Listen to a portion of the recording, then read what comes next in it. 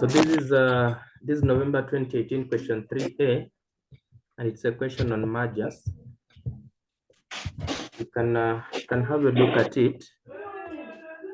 We're told that the following are summarized financial statements of Zikunze Limited as at 31st December 2015 to 31st December 2017. We have the turnover, operating profit, interest, profit before tax, taxation, profit after tax, proposed dividends, and we have the retained earnings. Statement of financial position. Non-current assets, 60,000. Current assets, financed by ordinary shares, the reserves, 10% long-term debentures, and the short-term debt.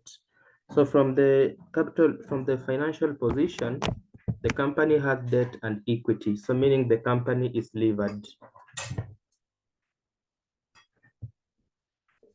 Stock market analysts expect post-earnings and dividends to grow at the rate of 25% per annum for the next 3 years. Thereafter, the annual growth rate will revert to the company's growth rate and remain constant in each year to perpetuity. So miaka tatu za kwanza 25%, alafu irudi kwa ile normal. Overall beta is 0.8 and the beta of equity is 0.75. So if we have equity beta and we have debt and equity, then that means we are good to go. We forget about the overall beta because we have the equity beta and the company has debt and equity. RF is 12%. The market rate of return is 28%. So we use the overall beta or the equity beta? We use the equity beta because the company has debt. Kama tungekuwa tumepewa overall beta peke yake bila equity beta, then tungetumia that overall beta. Na tunge apply Hamada. You only apply Hamada kama angesema the company's asset beta. Na huku tuko na debt, ingebidi tafute equity beta. Current market price of ordinary share 67.7. Come dividends. Lazima to less dividends because we always work with X dividends. The debenture price is 89.5 X interest, which is okay. Tax is 30%. Evaluate whether Zikunze Limited share is currently overvalued or undervalued by the market forces. So we look for the intrinsic value. We compare it with the current market value.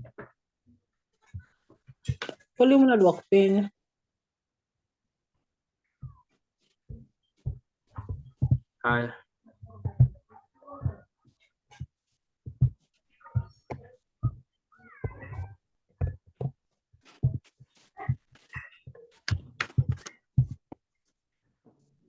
So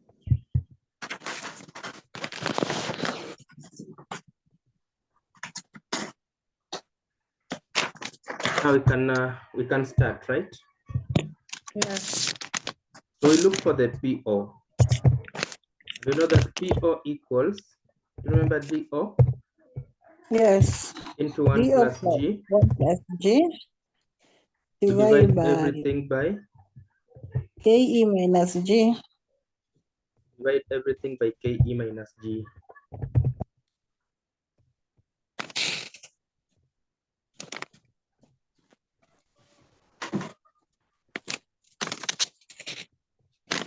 So do we have the DO? DO.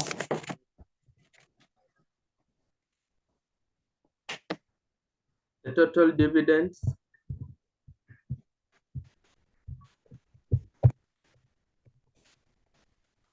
Alafu sasa kuna kitu iko hapa. This company is growing at supernormal 25% for the past for the first 2 years. Is it 2 or 3? For the 3 years, alafu they stabilize. So meaning we have to value it on a supernormal growth farm. First of all, let us get our DO. which equals to total dividends divided by number of shares, the dividend per share. Yes. Total dividend for 2017 is how much? I think 3,000. 3,000. Yes. So 3,000 divided They only by, wanted for 2017 number for the 3 years. we are dealing with 2017. This one will help us to get the ile growth rate and it is stabilized at. Okay. We are in 2017.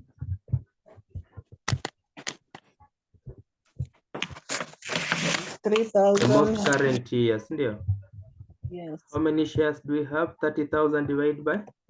And divide by 20. 1,000 divided by We have 20. 1,500.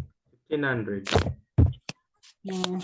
Sorry, is the dividend per share 3,000 or 1,500? Is it 2 shillings? 2 shillings. That is our DO.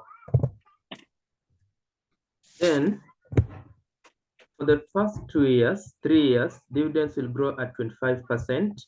Thereafter, the annual growth rate will revert to the company's growth rate and remain constant in each year to perpetuity. So what is the company's growth rate? 25% for the first 3 years. So for the first 3 years, the 25%. And after the 25%, we use our formula, which G equals to, remember the nth root?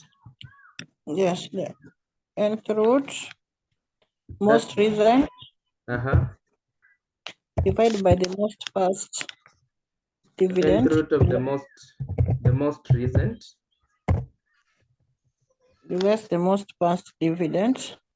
Divided by the most past dividend. Yeah, then you less 1. Everything will less 1. There. Yes. So the most recent to make butter, which is 2 shillings. Yes. 2 shillings. So what's the most past? The most past is how much? 100 divided by 1,500. The most past is 1.4. 1.4. 1.4. The total dividends over the number of shares. Number of shares is 30,000 divided by 20. 1,500. And our N is 2. Our number N of is 2. years less 1. Yes.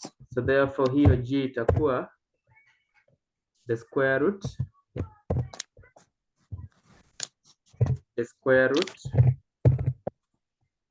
of 2 divided by 1.4 minus 1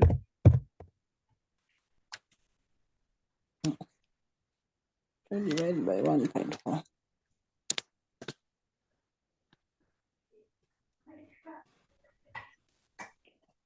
19.52%. 19.52%. So that will be the growth rate after the 3 years. So therefore we have our year. Then we need our D1, expected dividends, right? Yes. Which equals to DO into 1 plus G. Then we shall discount using our cost of equity, PVIF, cost of equity. Can we have the cost of equity, Harper? Free rate is 12. See, we've not been given. We calculate. Yes, we have to. So use CAPM. RF plus RM minus RF. Minus RF. Times the beta. Beta. RF is 12. RF is 12. RM is it 28? 28. Minus 12. Beta.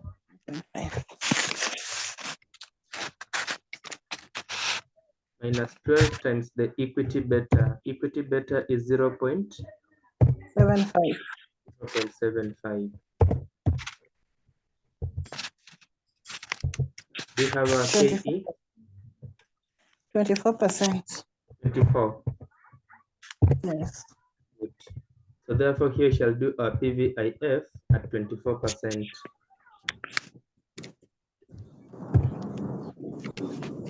At 24%. So we have year 1, year 2, and year 3. As you start our year 1, our DO is it 2 shillings? Yes. Growing at what rate for the first 3 years? 0.25. 0.25. 1.1 plus 0.25, that is 1.25, right? Yes. It should It give is us 2.5. 2.5. 2.5. In year 2, start with 2.5, which will still grow at 25%, so 1.25. 3.125. 3.125. So start with 3.125, still growing at 1.25. 3.9063. 3.9063. Mm. Then you shall have another year 3 after stability. Yeah. Yes. We now need the PO. So we need this one now.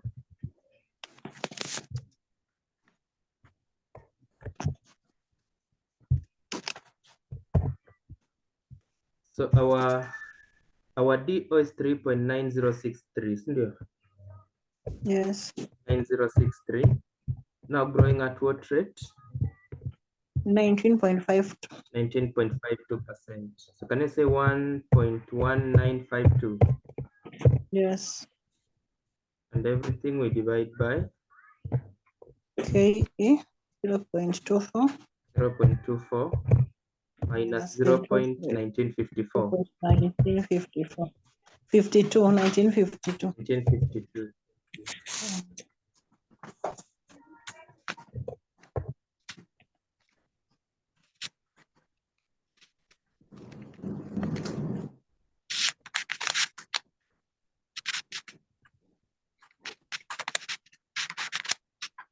One 104.2145. 104. 104.2145. 104.2145. Yes. Good. Sasa hiyo tumemaliza. We don't get the PV, or we get the PV. I know you can get. So that one, So it ends there. Was like that. Okay, we can. It's 5 minutes away from being finished. So 24% 1 year is 0. 8065. 8065. Yes. Year 2 0. 6504. 6504. Year 3 0.52. 45. 5245, which is the same huku kwingine pia. Yes. So therefore, the present value, so this one equals this times this. I can take advantage of the Excel.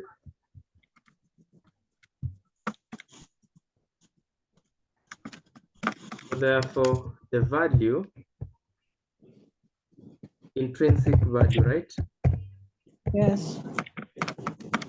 Intrinsic value, which is the true value, becomes the total of that. So equals the sum of all these. We have 60.75. Yeah. 50.75. Then you compare to the current market value.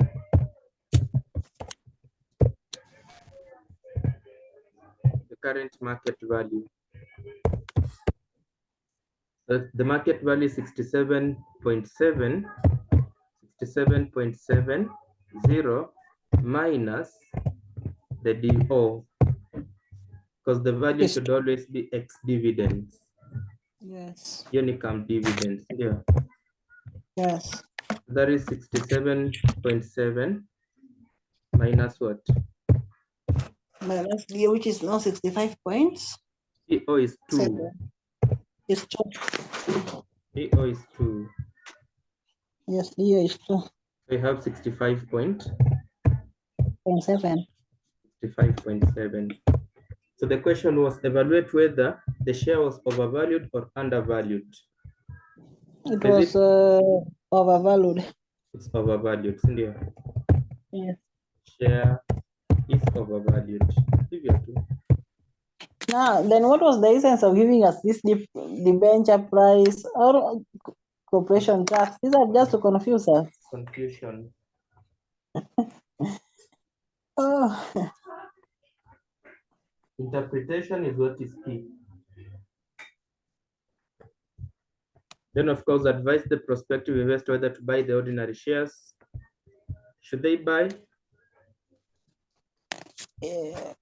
No, they should not. Expensive, they should not buy. Yeah. If they have an opportunity to sell is when they should sell, right? Yeah. Yeah.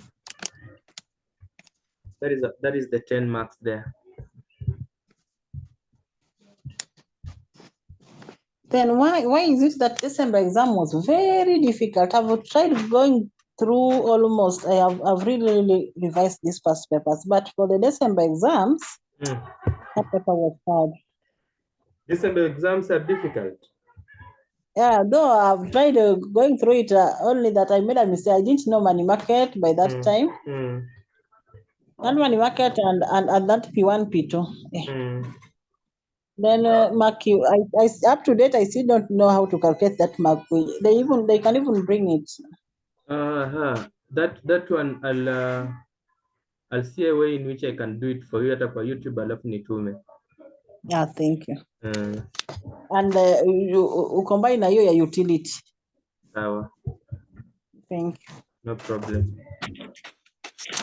So you got the other one. Yeah, up to now I still don't know how to do it, but I fear they might even repeat it because. And repeating which one, utility or what? It's called Mark. I don't know that. McCoy. Yeah. It's not even in the syllabus. Where did they get that question from? By the way, when they were marking, people were given free marks. Really? But you cannot be given a free mark on blank paper, of course. You had to try. You had to write something, even if that something is nothing. I did not even attempt it. Maybe it is the reason you are still with Wafula. Maybe. So that other question. So BQK, right? Yes. A household building company. This is a question on inflation. Yes. Plans to build 100 houses on a development site over the next 4 years. The purchase cost of the development site is 4 million, payable at the start of the first year of construction. 2 types of houses will be built, with annual sales of each house expected to be as follows. So you have number of small houses in 15 in year 1, 20 in year 2, 15 in year 3, and 5 in year 4. We have the large houses there from year 1 to year 4. Houses are built in the year of sale. Each customer finances the purchase of a home by taking out a long-term personal loan from their bank. Financial information relating to each type of house is as follows. Selling price for small house, a large house, variable cost of construction for the small and for the large. Selling prices and variable cost of construction are in current price terms. So ukiona current price terms, think of inflation. Yeah. So they're in current price terms before allowing for selling price inflation of 3% per year and variable cost cost of construction inflation of 4.5% per year. Fixed infrastructure costs of 1.5 million per year in current price terms would be incurred. It would not relate to any specific house, but would be for the provision, hapo kuna typing error, would be for the provision of new roads, gardens, drainage, and utilities. Infrastructure cost inflation is expected to be 2% per year. The company pays profit tax 1 year in arrears at an annual rate of 30%. The payment in arrears inamaanisha tax ya this year nitalipa next year. Yeah. Ndio? Yes. Haya. At the rate of 30%, the company can claim capital allowance on the purchase cost of the development site on straight line basis over the 4 years. BQK has a real after-tax cost of capital of 9% per year and a nominal after-tax cost of capital of 12% per year. So shall we use the real or the nominal? The nominal. I'll use the nominal because we are inflating the cash flows. Yes. So your real ni kelele.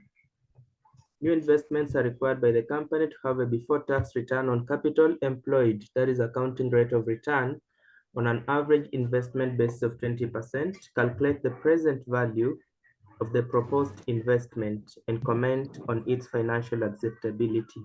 Work the nearest 1,000.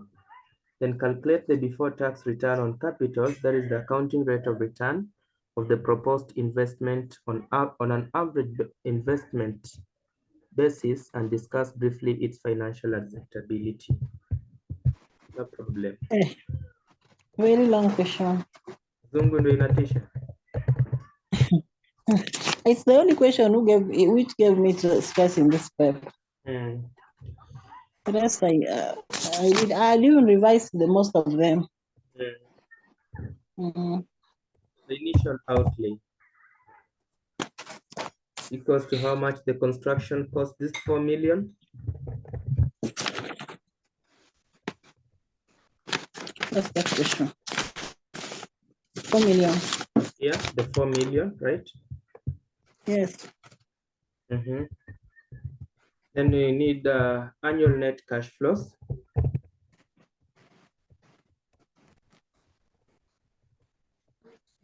Annual net cash flows. We have the year. We have year 1, year 2, year 3, year 4, and we also have year 5 because of the tax.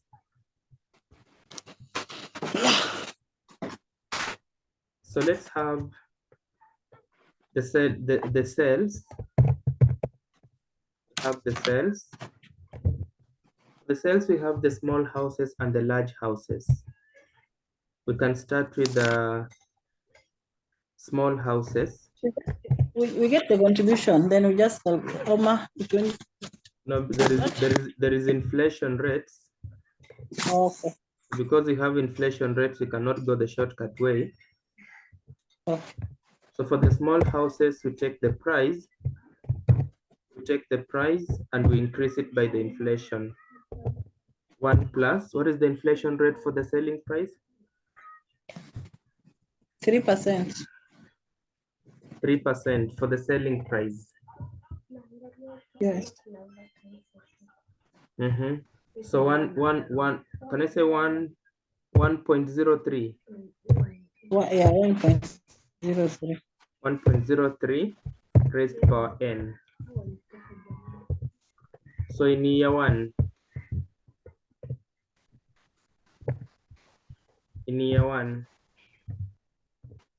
so equals to small houses, is it 200? 200. So 200 times 1.03 was 6 times 15. Yes. 15. Yes. In the second year, it was 6.15 times 1.03. Well, I'm Alternatively, lost. 200 times 1.03 raised power 2. Now we were just getting the selling price first. Yes. But you can opt to multiply by the quantity, upate mara moja. Let us just get the selling price first. Yeah, because we can get the selling price per unit, then we shall get the variable cost per unit, we get contribution, and we shall multiply your contribution by the number of houses. Yes. So in year 2 is how much? You can take for year In year 1 2, and you increase it by 1.03. it's 12.180. To 12.18 times 1.03. 218. 218. 545. 218.54 times 1.03. 225. 225.102. 102. We can have the variable cost. Year 3 or there's no year 3. Year 5. There is no year 5. Okay, variable costs. So you can finish with the small houses, not the large houses. Again, small, we look for the variable cost. The variable cost would be, the variable cost inflation, is it 4.5%? Yes, 4.5%. 1.045 raised to power n. So what is 100 times 1.05? 104.5. 104.5. Times 1.045.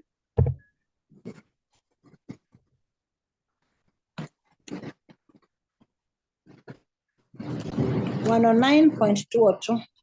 109.202 equals 203. 203. Yes. Here equals 14.117. equals ya mwisho 119. 119.252. 252. Yes. So therefore, we can get our contribution margin, which equals to this minus the variable cost. 115.500. Hiyo nishafanya. Okay. Nafanya zote. Nafanya zote. Excel has worked for me. Okay. So I can get the total contribution. So total contribution, like in year 1, for the small houses, in year 1, we are selling 15 houses. What's a minute? Okay. Okay, you can proceed. So in year 1, we are selling 15 small houses, and the contribution per house is 101. So therefore, this one equals to contribution per unit times 15, right? Yes. In year 2 equals contribution per unit times, is it 20? Yes, times 20. So in year 3 equals to contribution per unit times 15, right? Yeah. And finally, contribution per unit times 5. That is for the small houses.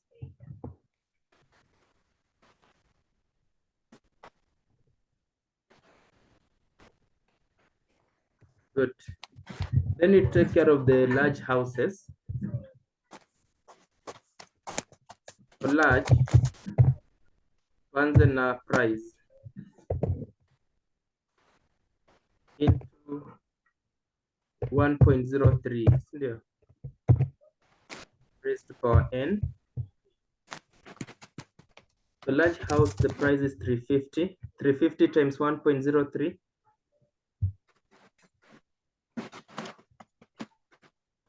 Yeah, one is 360. 3? 360. 500. 500. So 350 times 1.03. 360.5. Then in year 2 equals to this times 1.03. India. Yes. In year 3 equals to Yes. year 2 times 1.03. And finally, year 4 equals to year 3 times 1.03. You have the variable cost for large? Yeah. But 1.045, isn't there? there's a difference here in your year 3. In year 3? 382. 382. Mm. 0.4545. Okay. I've seen. No problem. So the variable cost in year 1 per unit is 200.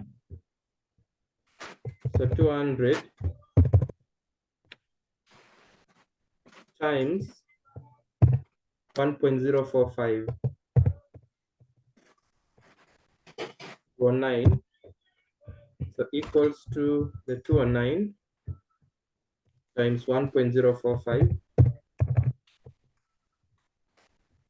Year 3 equals to the one for year 2 times 1.045. And finally equals to the one for year 3 times 1.045. Right?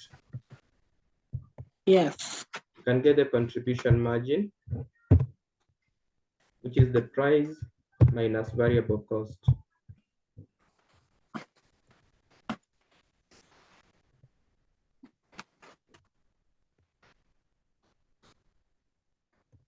That's okay.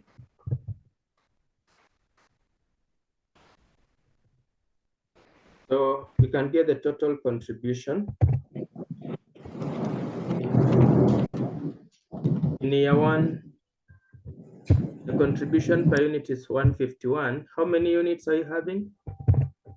Is it 7? You are ahead of me. Oh, I'm going faster. You know you are using calculator in any Excel. Sawa. Nimepunguza I mwendo. finished. So the total contribution.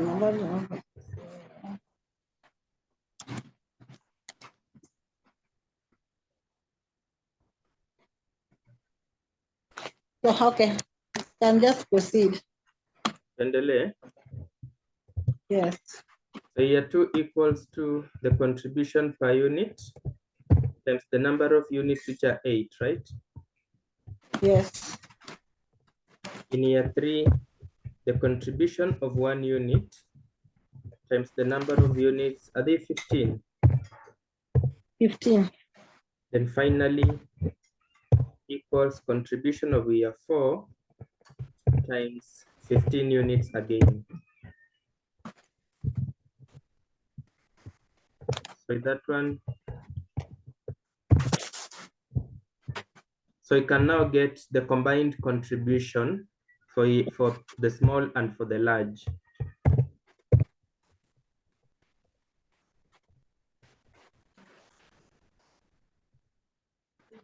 We have for the small plus for the large, isn't there? Yes. You can drag this one. Just drag.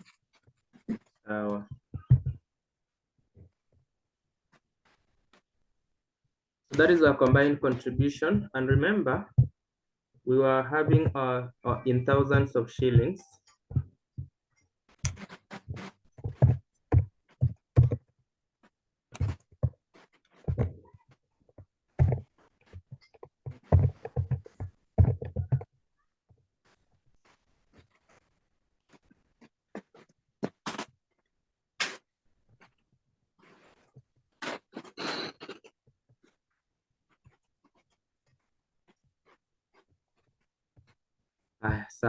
So that's our combined contribution. Can we less the fixed cost? Yeah.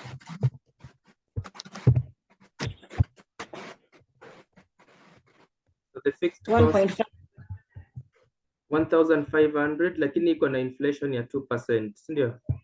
Because this is Okay, in you can current price terms. Sorry?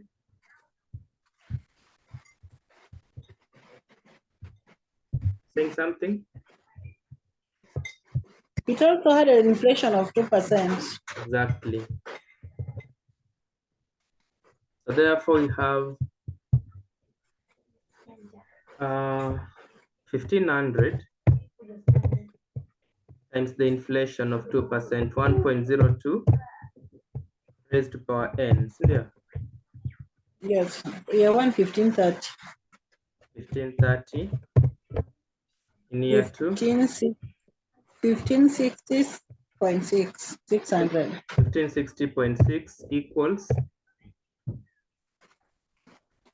1591.812. 812 finally. 1623. 1623.648. 648. Yes. So therefore, our earnings before depreciation and tax, or the pre-tax cash flows,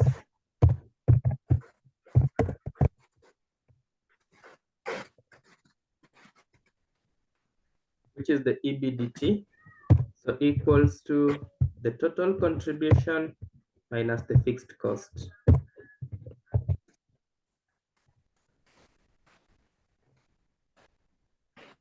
Na hii ndio yenye walituambia to calculate the before tax return on capital employed. So tutatumia hizi.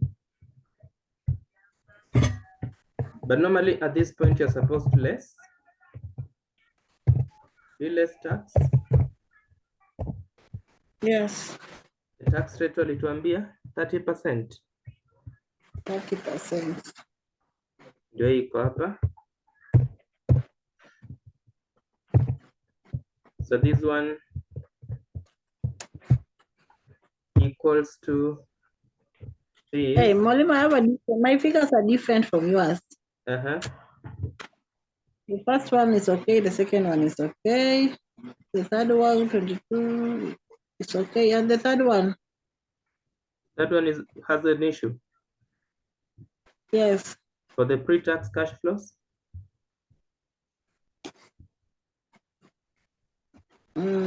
Fixed cost year 3. The fixed cost year 3 has an issue. The fixed cost. I don't know whether it is mine or your. Let me see. It was 1,500 times 1.03 year 1. 1.02. Or 1.02. 15. Let me just times 1.02 year 1. That is the correct. Times 1.02 year 3. Year 2.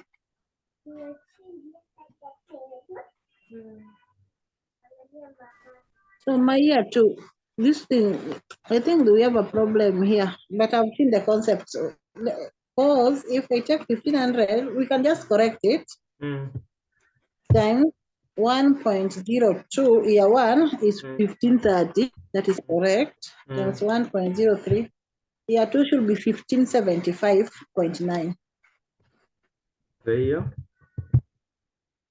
Year 3 equals to 1,579.9 times 1.02. 16. 07. 07. 0.418. That's 1.02. 1639. That's now okay, right? Yes. Good. So our pre-tax cash flows ziko sawa because tulikuwa tumeapply formula. So we less tax. Alafu kuna kitu alituambia about tax. Tax is paid 1 year in arrears. So meaning tax of year 1 is going to be paid in year 2.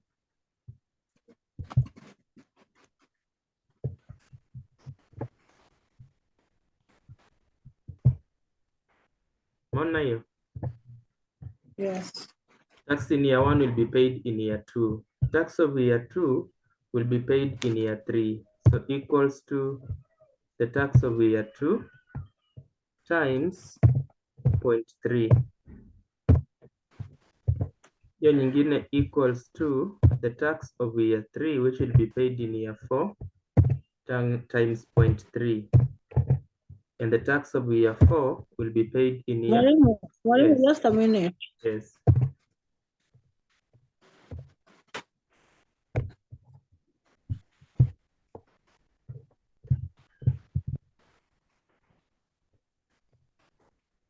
Okay, it's okay. So let's start. I was comparing something. Mhm. So tax of year 1 to be paid in year 2. Because it's paid in arrears.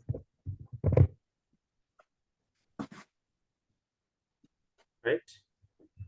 Yes. Then you add what? Yeah, DTS. DTS. DTS, anything to do with tax is 1 year in arrears. So even the depreciation tax shield is 1 year in arrears. It will be amortized on straight line basis. The cost is 4,000 minus 0, right? Yeah. Divide by how many years? Is it 4 years? Times 30%. Is it?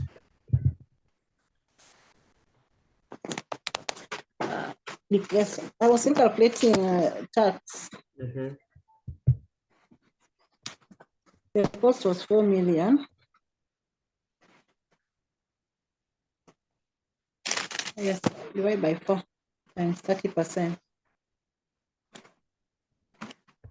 Is it 300? Yes, 300. So 1 year in arrears. Straight line basis, fixed amount. So that gives us our net cash flows.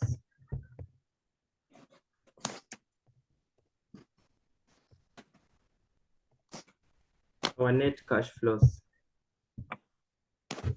equals to summation of these.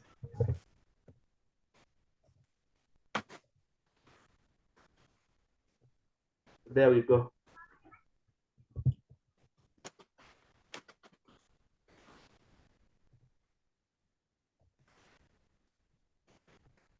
Does that make sense? Yeah, it makes sense. We now have our net cash flows there. So we only left to discount. I can put here my PVIF.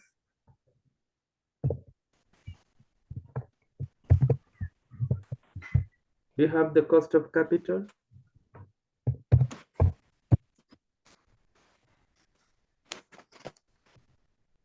The nominal cost of capital, was it 12%?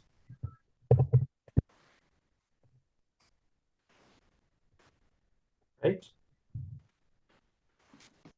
Nominal cost of capital was 12%.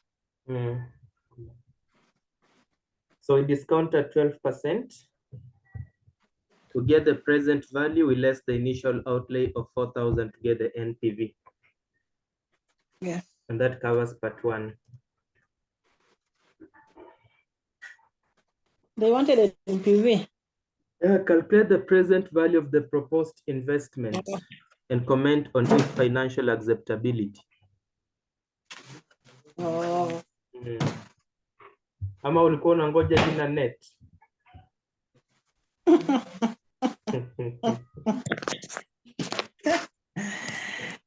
Hebu nilikuwa nangojea jina net nione kama ni net present bana. Hiyo iko sawa. That one I can finish. Then the accounting rate of return, ARR, equals average income divided by average investment.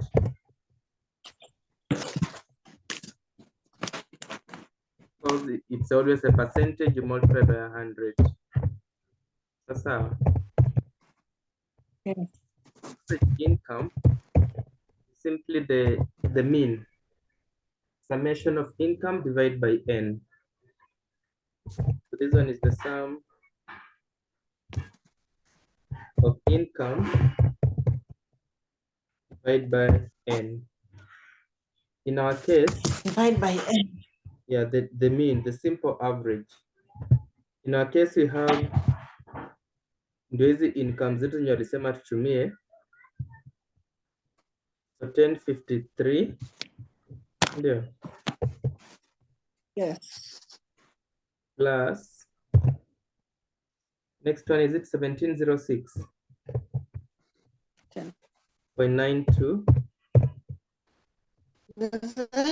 Is 16. Mine is 1690. Daniel. I think it's just the same. You rounded off. I did not round off. Yeah, but now you're not using the cash flows, you're using the income. Income is the pre-tax. Oh, EBIT? Yes. Before interest and tax, or which one? Before interest and tax. Before inakuanga earnings before EBIT. Depreciation and tax. EBIT, earnings before depreciation and tax. Ukishafika kwa earnings before depreciation and tax, unaona ile normal profits. Yeah. Accounting rate of return tunatumia So the profit. We added a combined contribution. This one is now before. Ni vile kwa hii swali walituambia tutumie before tax return. Kama angesema tu calculate the accounting rate of return, then tungetafuta the profits, not the cash flow. So tungeona hapa kwa pre-tax cash flows. Yes. Tunge less depreciation, tupate profit before tax, then we less tax and we get profit after tax. Hiyo ndio tungetumia. Sasa. Profit after tax. We use the profit after tax. Kutoka hapa kwa pre-tax cash flows, less depreciation, then you less tax, you get profit after tax. That is your income. So that is the average. So that is the average income that we'd be looking for. Before adding back the depreciation? Yes, before adding back the depreciation. When we add back the depreciation, they cease to be income. Now they become cash flows. Cash flows. Yeah. So before they become cash flows. In this question, we did not calculate the income. Yeah, in this question, you're just following instructions. They wanted us to get the before tax. Before tax. Yeah. That's why you're taking the 1053, 1706.92. We also take the 2272.32. Yes. Then you also take 1221.05. Okay, I've seen. All these we divide by how many years? We divide by 4 years. Divide by 4 years. Thank you. What is our average income? Okay, calculating.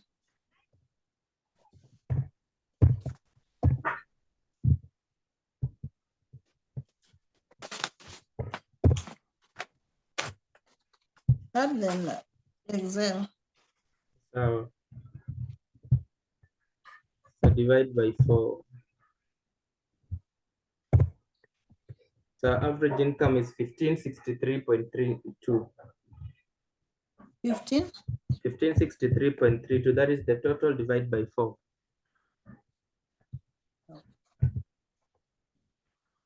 Okay. Yes. Hiyo ni sawa, si ndio? Hiyo ni sawa. An average investment equals to, hiyo ni kama average stock, opening plus closing divided by 2. So opening is the cost, closing is the salvage value. Opening minus closing. Kama to average stock, opening stock plus closing stock divided by 2, so tunatupia the average. Yes. So for investment, opening balance in the cost of investment. And the closing balance is the scrap value. So it is 4 million plus 0. Exactly. Divided by 2. 2 Yeah. million. 4,000 plus 0 divided by 2. I think 2,000. Yes. So therefore, ARR, accounting rate of return, equals to average income of 1563.32 divided by average income of 2,000 times 100.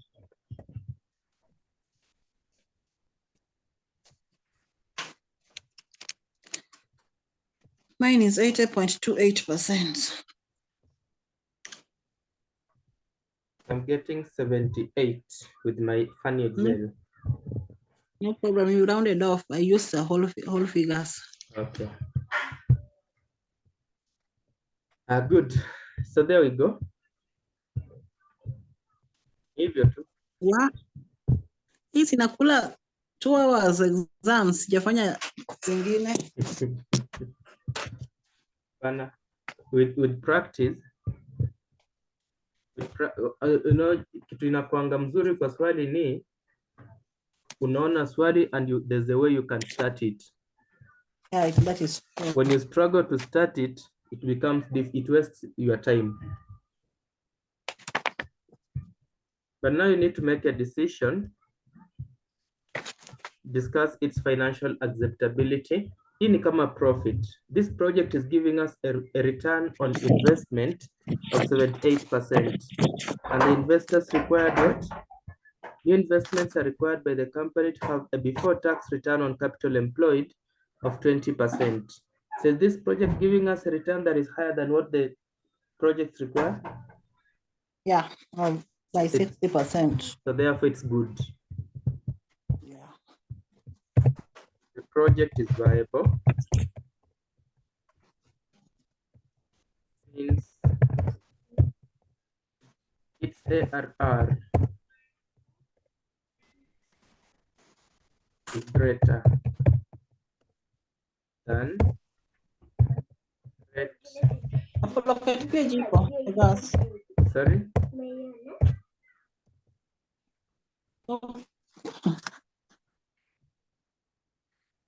It's greater than the rate set by the management.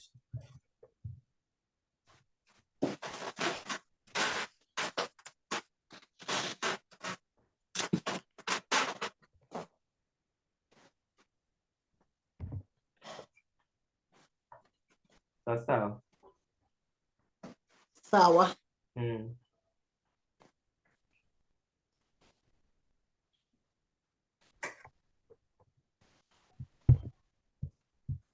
So matata mengine yako. So akona 30 an expect to make payables of 30 million in 6 months. I need to decide between the options, money markets, or the forward contract. Mwalimu, are you not sharing your screen? I'm not sure. The screen is not shared. No.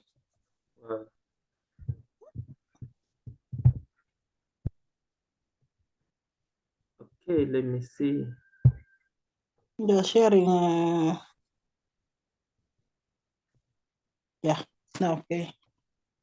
Sorry. So both the Excel and the questions inaonekana. Yes. Great. So Mr. Ben Rogers, a UK importer, has future payables of 30 million in 6 months' time. He must decide whether to use options, money market, or forward contract to hedge this position. The following information is available. You have the spot rate, 1 Kenya shilling per sterling pound, then 1 year forward rate. That is 1 year forward rate. 1 year call option, exercise price. We have the premium. Premium reduces the price. You remember?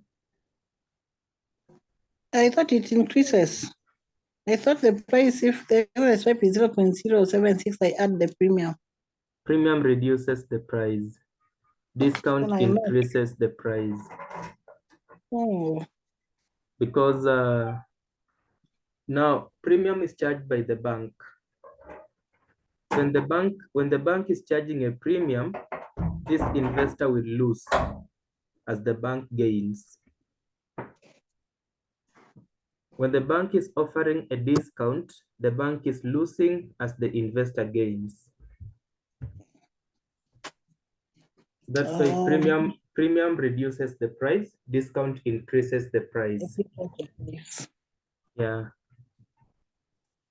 So you have the 1 year put option, exercise price. So are you using the call option or the put option?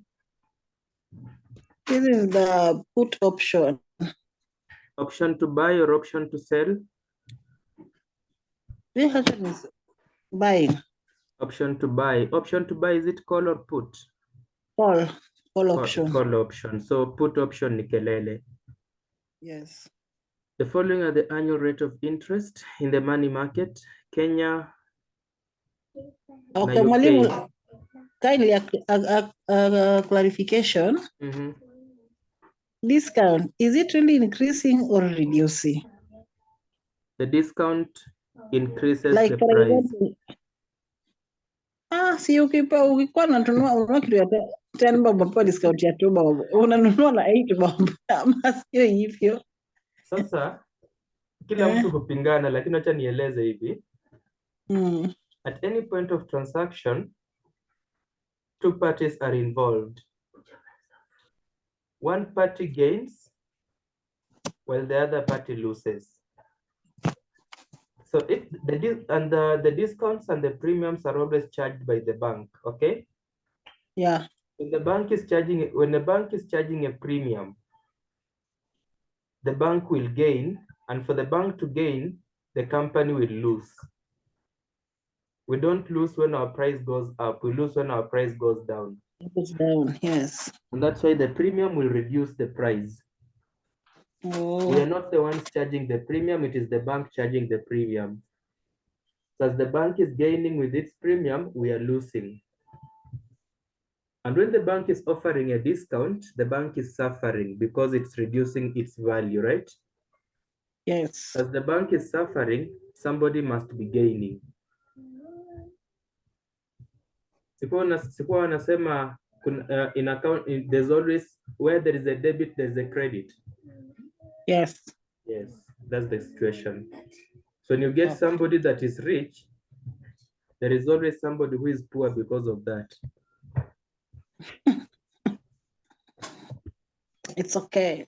So you have the following at the annual rate of interest in the money market: Kenya borrowing rate and the deposit rate for Kenya and UK.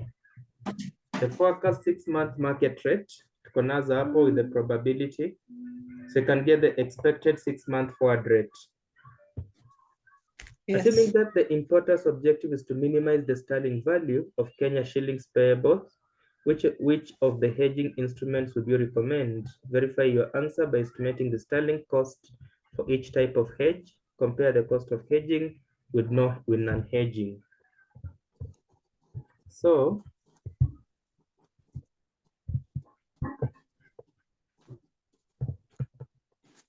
we can start with can we start with options? Yeah. Let's lijipanga tu. Options.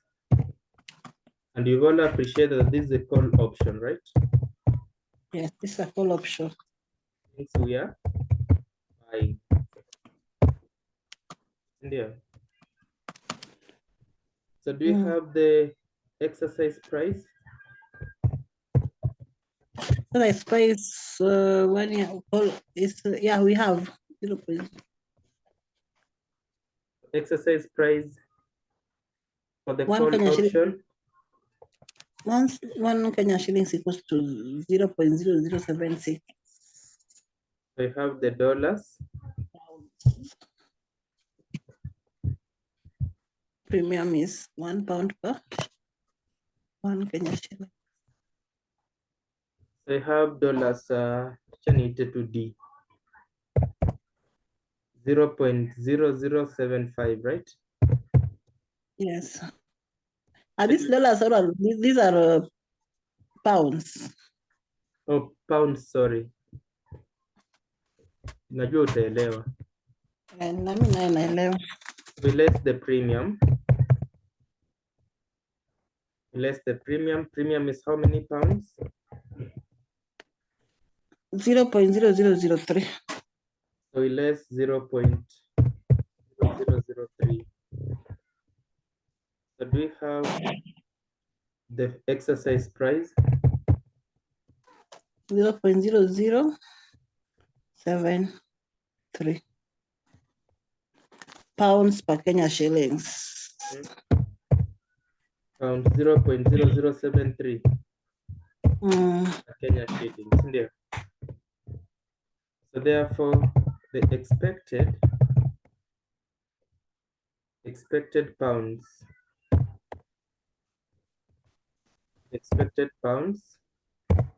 on maturity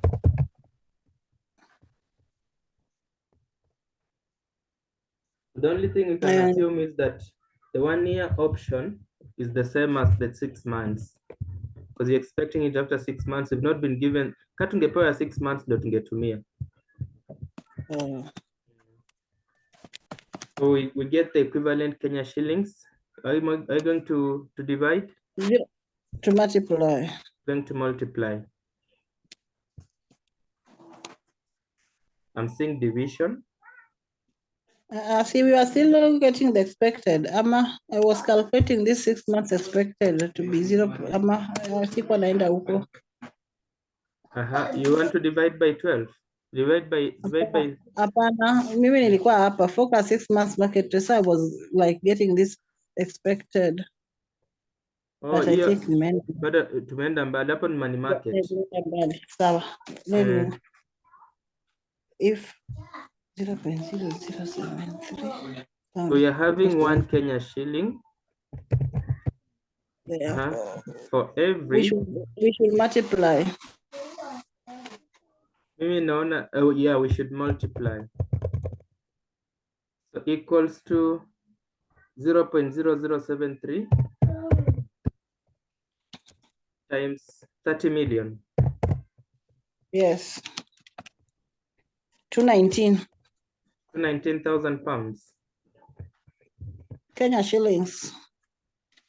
Hizo ni pounds sasa woye. The 30 million is Kenya shillings. Then we should divide. If this is Kenya, should be not just as payable. Then we should divide. We should not multiply. I thought it was Kenya. Or pound. If it is pounds. Yeah. I've seen. If 1 Kenya shilling equals to pounds 0.0073. Yeah. So how many pounds will we get from the 30 million Kenya shillings? 30 million.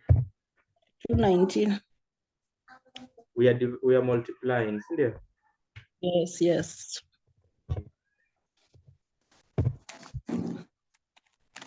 So that is for the call option. Can you have the forward contract? Yes.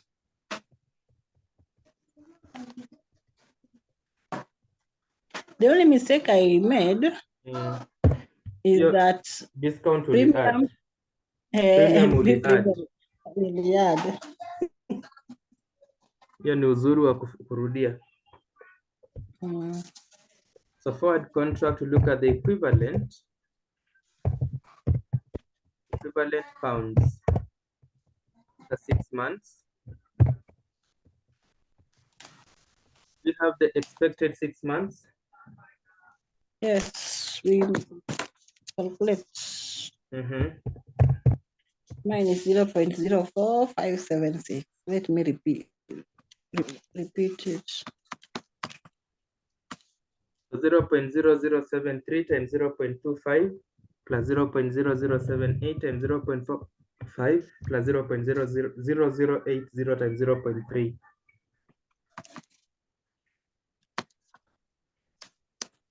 $0.02416. That is pounds 0.02416. Nayo ni per Kenya shillings, ndio? Yes. So therefore, the equivalent pounds would be, si bado ni multiply 0.02416 times 30 million. That answer that you have times 1 million times 30 million. And 30 million, it gives 724,800. 724,800. Then finally, for money market,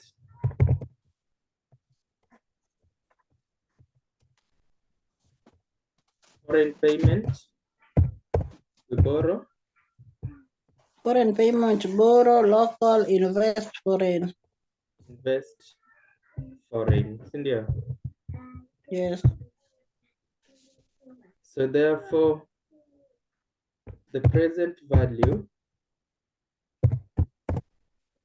So we borrow local. Do you have the borrowing rate at local? Borrowing rate local is 14%. So 14 times 6/12. That is 7%. Did you do that? Yes. The present value of 30 million Kenya shillings. 6 divided by 12 plus 1. It now is 1.07.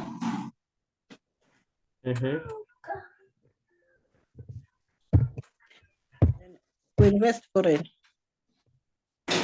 Yes. So 30 million divided by 1.07, you get ngapi?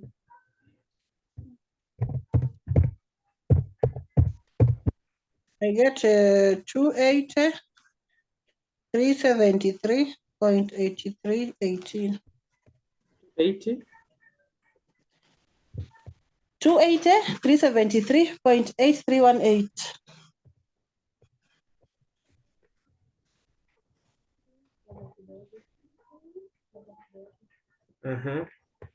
Then we look for the equivalent, right? Yes, spot rates now. Equivalent pounds at spot rate. Do you have the spot rate? Yes, 0.075. 0.075.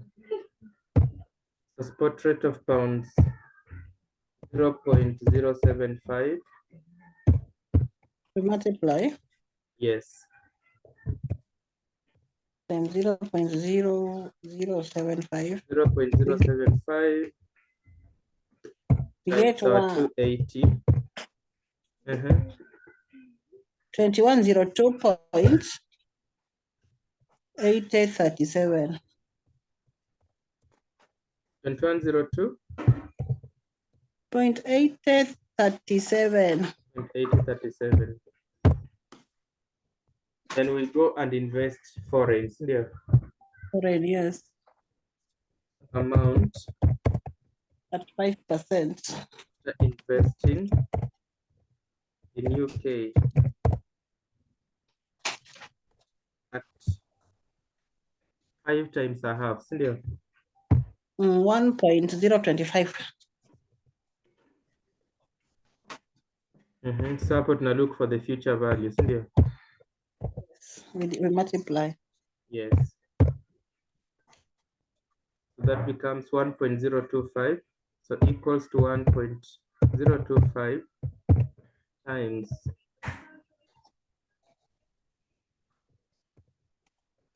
so it is 2155.3738 pounds.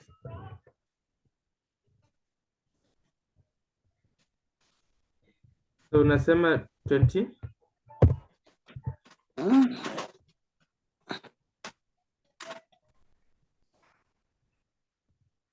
times 2102. 2102.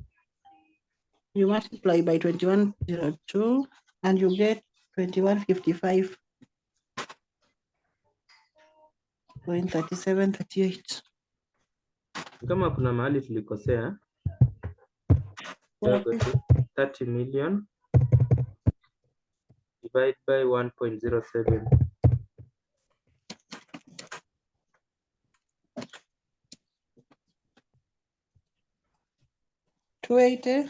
So this was 28 million, not 280. Oh, 28 million. 037 383. Yes. 0.18. Then this one equals this. We multiply by 0.075, right? Yes, so it gives us 2102. 803.75. Really? I think there was a mistake. 28037 383.18 times 0.0075. Okay, it gives us 210